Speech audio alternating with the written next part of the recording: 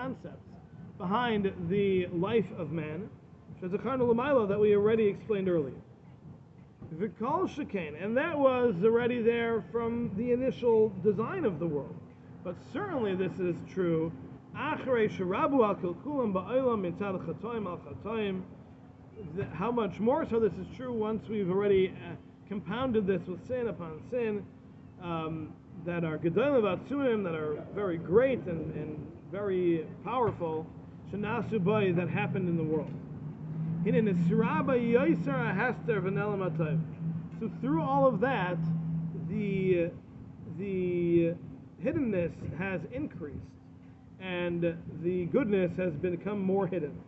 And it comes out from this that that the world and all of creation is in a very low state. But somehow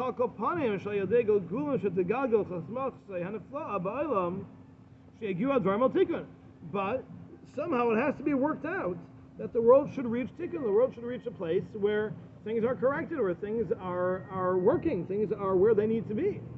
So how is that going to happen if the world's going down and everyone's going the wrong direction, and yet we need to be going up, we need to be growing, we need to be going in the right direction? So how is that going to work?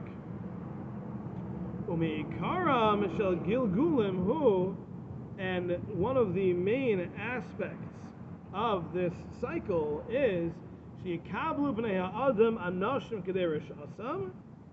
that people will receive punishment for the sins until it gets to a point where the attribute of justice is satisfied. So that's the main idea, meaning that people, in order to not stop the world from continuing on the path that it needs to go on, people need to experience pain in order to atone, basically, for their sins, and in doing so, the world can continue on the proper path. If that didn't happen and everyone kept going down lower and lower, and there was no stopping it, then the world would never reach its point, where it needs to reach.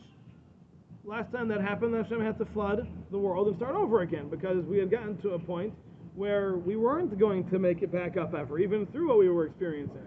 So Hashem had to kind of recreate the world, so to speak, and start over with a new system that would allow for all this pain and suffering to allow for the world to kind of stay on course in a general sense.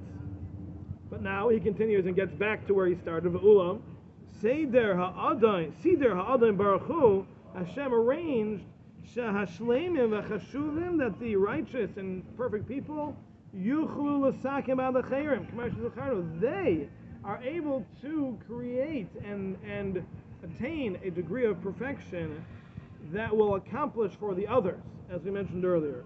V'tifka b'hem midas, and the attribute of justice will hit these individuals tachas paga b'chlal ha'olam, instead of reaching the rest of the world. V'amnam, however, kiven shehem ba'atzmam shleimim, since they themselves are complete and they are great people, v'ruyim l'tayv, and they're already ready to receive the goodness, they're already in a good place. Shehem yisiyasrim rak ba'avur acherim. So that means that the suffering that they are experiencing is only on account of the others. Certainly, the attribute of justice will be satisfied with just a little bit. The equivalent of a lot of pain experienced by the sinners. So if you picture the scene where you have a very righteous person who steps in and says, I'm going to take this person's punishment. They deserve it, I'm going to take it instead. No one is going to be able to give the entire punishment they would have given to the wicked person to this righteous person. Right? Because the righteous person doesn't deserve it. So even a little bit that you give them is a tremendous amount. So therefore, by the more righteous the person is, the greater or the more powerful their suffering is, and the greater it can accomplish. So therefore, the most righteous people are able to accomplish through their suffering atonement for the worst and for the most global and cosmic of systems that needs to be set on track. The most righteous people are able to attain that and achieve that through the suffering that they experience, because again, they don't deserve any of it.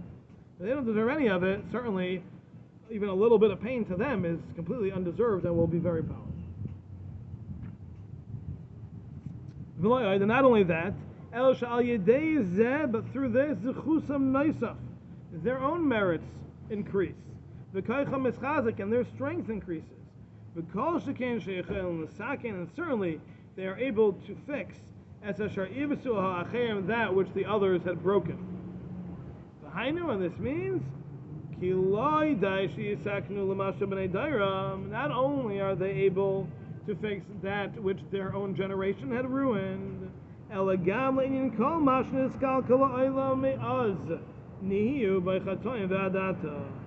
but even those sins that were in the world and ruining things from the very beginning of time until now, the suffering of the righteous is able to atone for that.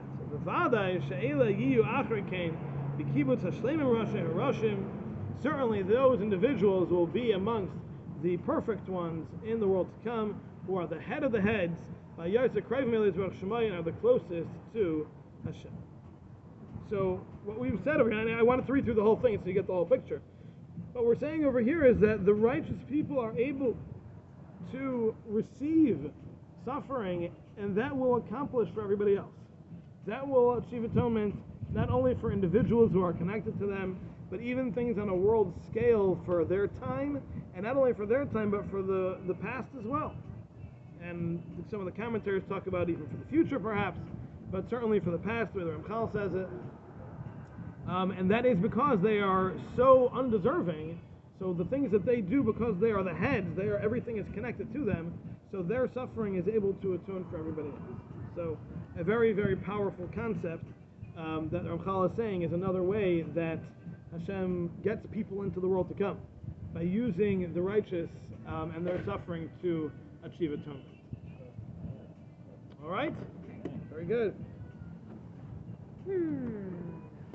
So cling to the righteous. Yep. That's it. Be the righteous.